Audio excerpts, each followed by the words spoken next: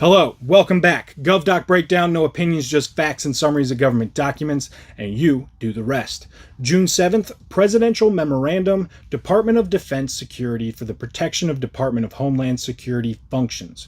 All right, I have been waiting to catch up to this one.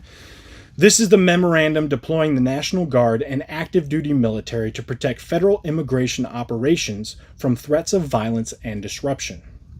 According to the memo, there have been violent protests and threats of violence against federal immigration enforcement officials, including potential attacks on immigration detention centers and other government property.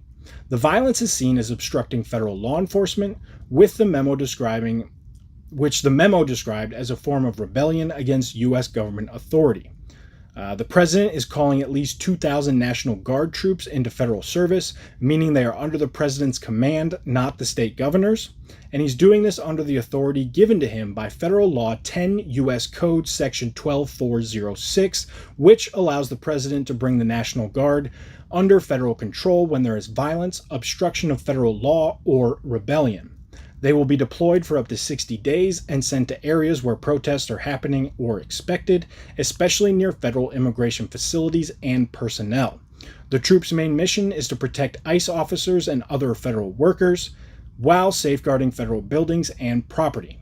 So based on the federal law 10 U.S.C. sections 12406, I would say that the president was within his legal bounds to deploy these troops. It might not be a very popular opinion, but there are multiple videos and reports of people interfering directly with federal law enforcement officials, especially around immigration detention centers.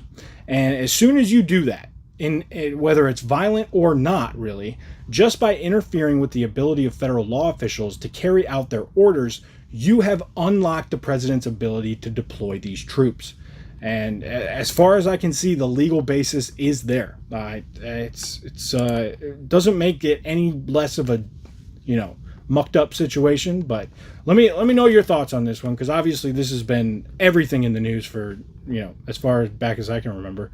It's like a week. So let me know what you guys think. All right, Kaimo, keep your mind open, do your own research, form your own opinion. See you next time.